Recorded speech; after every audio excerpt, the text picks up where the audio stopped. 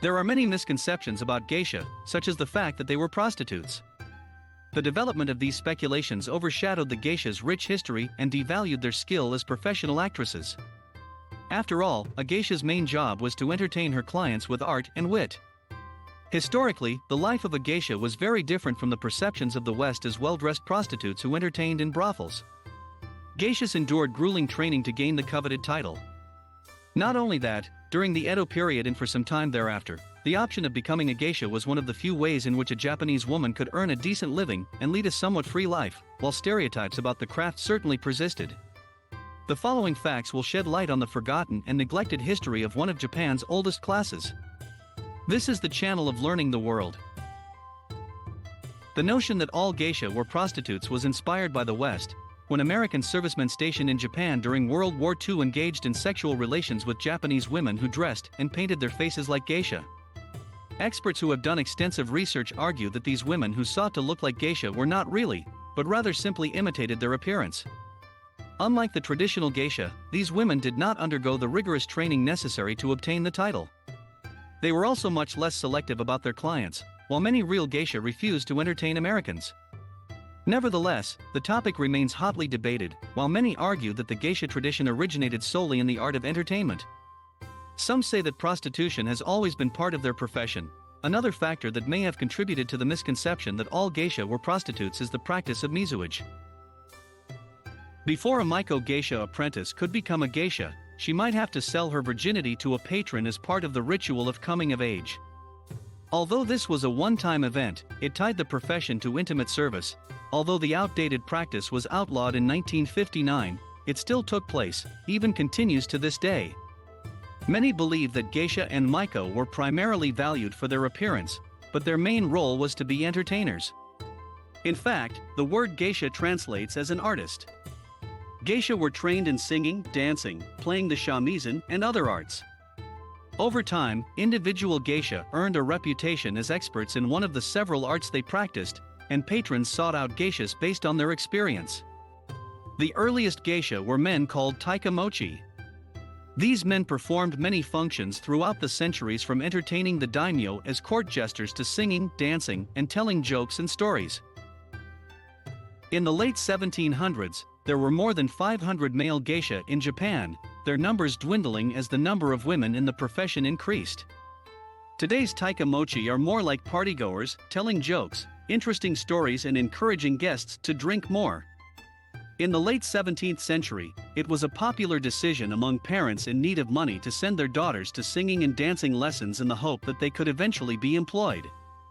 These young dancers were called odoriko, and it is believed that geisha descended directly from them. The word geisha first appeared when these women were 20 years old, and so they could no longer call themselves girls, since 20 is the age of majority in Japan. Among the many names they came up with for themselves was geisha. Odoriko were very skillful dancers, and part of their attraction to patrons was chastity. Over time, many odoriko went into prostitution. The first person ever recorded as a geisha was one of these prostitutes. This contributed to the widespread belief that all geisha were associated in one way or another with the profession. However, the class of women historically known as geisha who followed the example of their predecessors, men working exclusively as entertainers, were not. In the 18th century, the word geisha described a range of women. Shiro geisha were exclusively entertainers, Kido geisha stood at the entrance to the carnival and played the shamisen to attract customers. Meanwhile, geisha juru were not geisha and prostitutes, which was closer to the traditional Western concept of geisha. To become a geisha, young women had to undergo a long and extensive training, which could start as early as 3 years old, and it lasted somewhere up to 20 years. A student was called a Maiko, and her mentor in the way of life was an onsen or older sister. In addition to perfecting many performing arts, a Maiko had to learn calligraphy, ikebana, and learn how to engage patrons in interesting conversation. They also learned how to style their hair and apply elaborate makeup, which after years of practice took hours of painstaking work. Obviously, women in the geisha community who were forced into prostitution had certain obligations, but many geisha were free to choose how they and their clients were entertained and enjoyed many freedoms that other women in the Edo period and even in World War II did not have. Geishas were among the few women who made their own living after they paid their house debts for lodging, tuition, food, and kimonos. They kept most of their wages, unlike most women of the Edo period, who received a limited education based on domestic duties. Geishas studied a range of subjects, including literature, poetry, and politics, while most women of the period had only the roles of wives or mothers.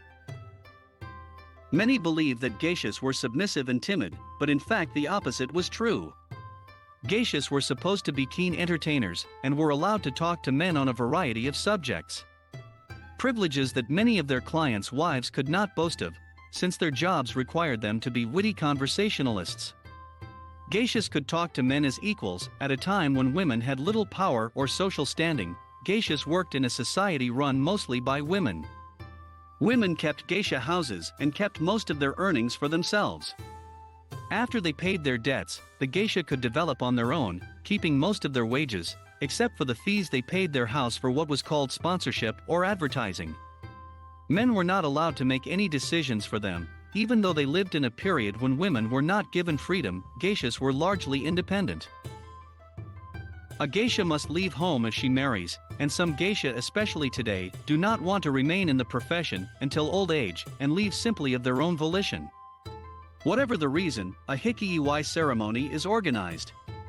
This tradition was borrowed from the prostitute's quarters and was organized if the prostitute had paid her debts and could return to Japanese society.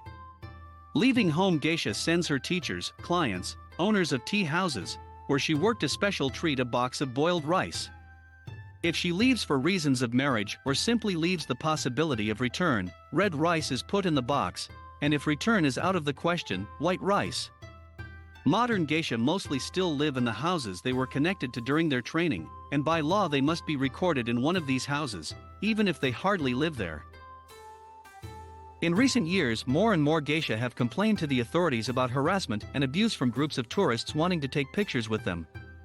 As a result, tourists in Kyoto were warned not to disturb geisha in the streets, and locals and businesses in the areas began patrolling throughout the city to discourage pesky tourists. Those are the facts about the real geisha. That's all for today. Subscribe to the channel. Goodbye, everyone.